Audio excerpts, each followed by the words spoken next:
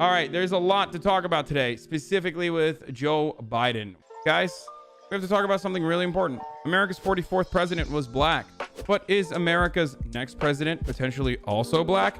I'm, of course, referencing Joe Biden and the interview he had earlier, I guess, yesterday or something. I don't know when the this interview took place, but with Charlamagne the God, where Joe Biden discussed who is black and who is not black. Never let your candidate go on Breakfast Club. That is not true. I think your candidate can go on Breakfast Club. It's just entirely dependent on who that candidate is. For some weird reason, when it is old white candidates going on the Breakfast Club, though, it's always a gigantic up. It is almost like, and stick with me on this, a lot of old white people that grew up in an era where they are not that far removed from like literal segregation still have a lot of weird feelings about black people that they try to overcompensate for.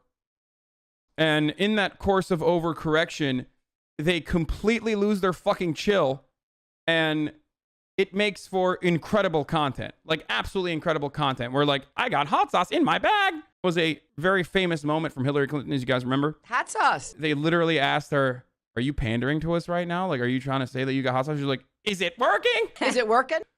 Well, Hillary Clinton is also a like literal lizard person, so that's probably why. But Joe Biden is just an old guy who probably has a lot of racist opinions and definitely worked with racists, caped for racists, talked about how racists never called him boy, called other black people like Jesse Jackson boy himself, definitely is racist, has enacted racist legislation with horrific outcomes for the African-American community. It does not matter that like Democratic Party's black voter bloc is almost in a monolithic capacity voting for Joe Biden. Those two things can coexist with one another. Ultimately, when you put Joe Biden or Hillary Clinton or just an old white person in an environment where they are uncomfortable because they have like a little bit of racial bias or racial resentment or just like a feeling of white guilt, no matter what it is, they try to overcorrect, and it's always fantastic. The consequences are always fantastic. Just be chill. But, you know, first of all, how are you? How's your family during this quarantine? Thank God everybody's doing well. How about you and your family? Man, we over here blessed, black, and highly favored, man. Well, I tell you what, the black community is getting killed, though. That is very, very true. That is very true. I'm going to go ahead and assume, and this is like one thing, and Biden is a good retail politician, and he knows what to say to black community leaders. He knows what to say to black people when he's like out and about in like southern states and shit. He is much better at that than Hillary Clinton is. But one thing that you can spot with white people being uncomfortable is like, one, the highest level is code switching, okay? The highest level of like uncomfortable white person around a black person is code switching. You know, I'm talking that John Jack with the homies. It doesn't happen too frequently anymore. I feel like people know better now. It kind of sucks because like it used to be really funny to watch people do that. So that's one. The next level though, and this is like a much, much less offensive level, is when people do when people just exclusively talk about black issues. It's like, dude, the person in front of you is a black person, but he's still a person. Like, you can talk about other stuff. Like, it doesn't exclusively need to center around blackness, okay? Yeah, you know, those blacks, they're dying, Jack, is like a very weird way to start the conversation. Listen, Jack, blacks are dying. They're getting murdered out there. It's like, okay, that's weird. You know, we can have a normal conversation. We are two individuals. Whatever. All right, let's just keep going. Right now, there's a study out of Columbia University and the Disease Control Center up there. They pointed out that if he had listened to me and others and acted just 1 week earlier to deal with this virus, there'd be 36,000 fewer people dead. Dead. And you guys are wondering, what's he doing?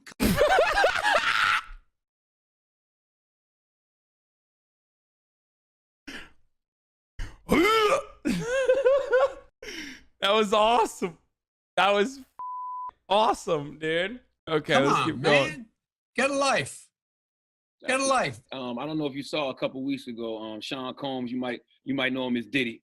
You Yep. know, he said what I believe a lot of black voters, including myself, feel, and that's that Democrats take black voters for granted. By the way, P. Diddy might be, you know, super rich and whatever, but his take there was entirely correct. Black people, poor people, people from different backgrounds the Democratic Party is supposed to protect are absolutely getting exploited to a degree by our duopoly, our two-party system. And their votes are being taken for granted. And they should 1000% demand more from their representation.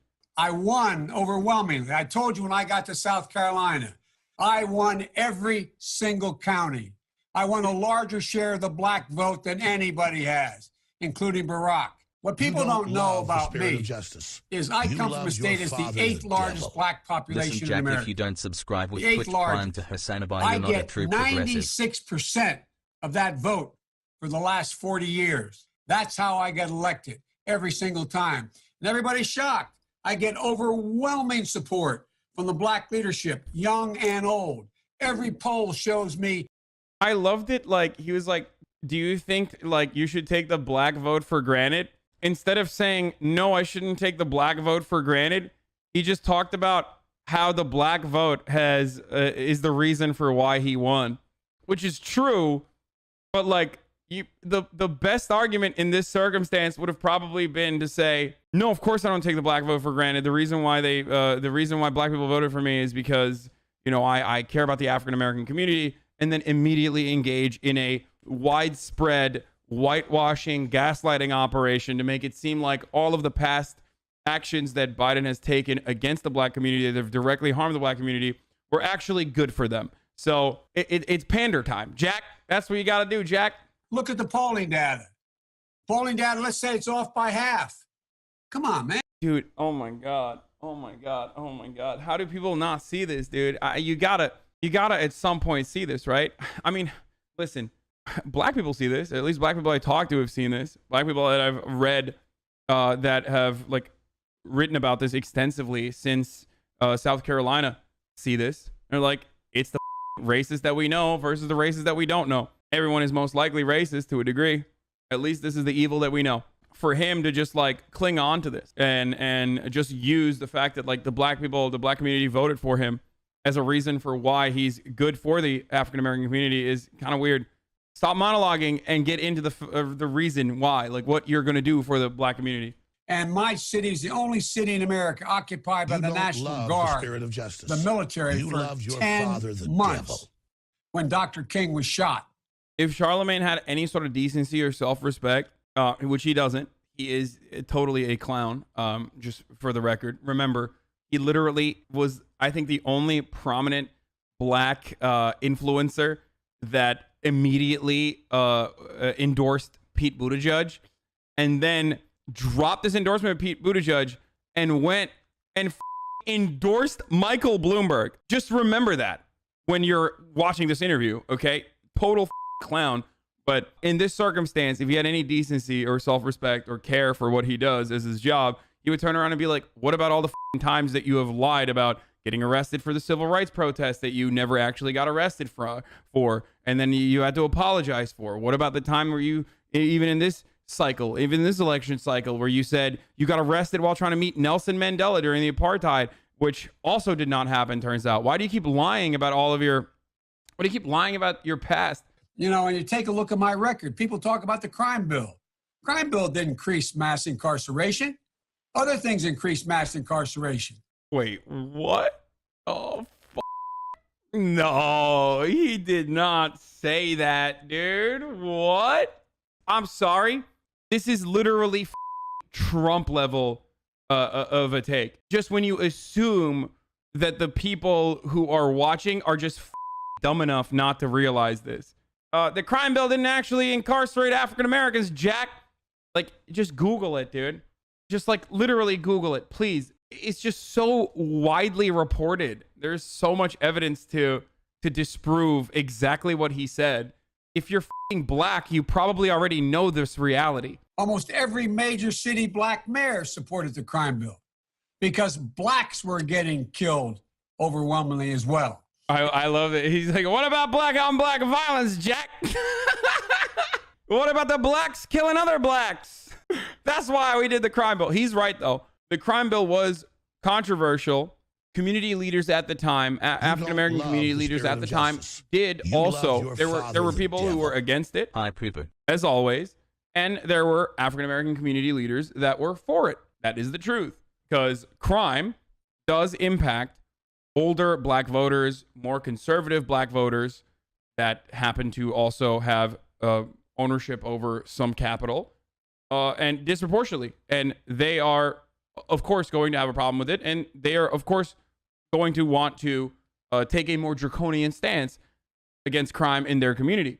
So there were definitely leaders at the time that were on board with this. But the first part of what he said was absolutely incorrect. Okay?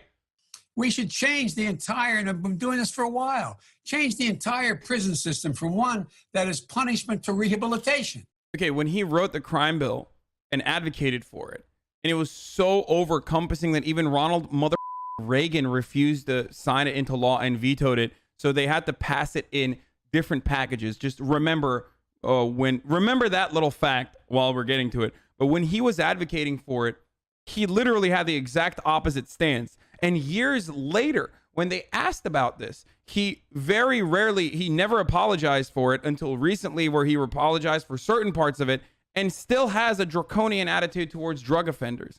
Does that mean that his administration is going to take an aggressive stance against marijuana? I don't think so, because Biden is a puppet. Okay, he's a sock puppet with a hand shoved up his ass that is like basically controlling his mouth. It's going to be liberal interests, and liberal interests dictate that we decriminalize marijuana at the federal level. So that is one area where Joe Biden will be definitely better, or the Joe Biden administration rather, will definitely be better than the Trump administration. I do believe this, okay? I'm being honest with you.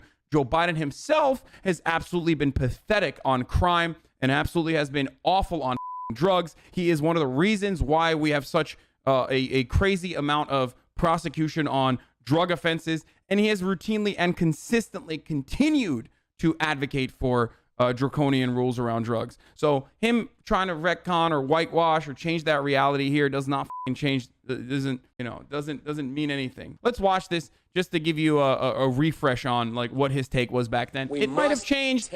I would say it probably changed the rehabilitation, but it really didn't, because year over year, even in recent years, he does not seem to be apologetic. And instead now he's just lying about the impact of the crime bill, which is widely reported and widely documented to be devastating to the black and brown communities. Back to the streets. It doesn't matter whether or not they were deprived as a youth. It doesn't matter whether or not they had no background that enabled them to become socialized into the fabric of society. It doesn't matter whether or not they're the victims of society. The end result is they're about to knock my mother on the head with a lead pipe, shoot my sister, beat up my wife, take on my sons. So I don't want to ask what made them do this. They must be taken off the street. Wait. There's also a piece in here where he shits on rehabilitation. I hope that it's still in here. Born out of wedlock, without parents, without supervision, without... By the way, this was racist for that time too. Like, I'm sorry. People try to say like, oh, this was just the way it was. Crime was such a big problem. No, motherfucker. This was literally racist for that time too. So much so that this changed the direction of the Democratic Party. The Democratic Party was always seen as a party of soft baby shit pussy libs who wanted to focus on rehabilitation. They were hurt by this politically even. The caucus is a great example of this. They are beyond the pale, many of those people. We have no choice but to take them out of society. And the truth is, we don't very well know how to rehabilitate them at that point. That's the sad truth. I'm the guy that said rehabilitation, when it occurs, we don't understand it and notice it. And even when we notice it and we know it occurs, we don't know why. So you cannot make rehabilitation a condition for release. This is precisely why I was like, this mother like anti-rehabilitation. I think we got decades and decades of studies from actual weed smokers, though. Yeah, I do. I know a lot of weed smokers. Why does he still do this? Like, this is such a weird thing. You know, his fucking handlers are like, dude, please don't try to say that like weed is bad. Please, like, You don't love the spirit dude, of come on, justice. you're a Democrat. You Like, love don't your say father, this. the devil. They're probably like ripping their hairs off because they're like, oh, we gotta defend this again. So much. You know, Thanks so much. That's really our time. I apologize. You can't do that to black media. I can't do that to white media and black media because my wife has to go on at 6 o'clock. Okay. Oh, I'm in trouble. Wait, did I skip the part where he says, if you don't vote for me, you're not black? Or, oh my God, it's at the end?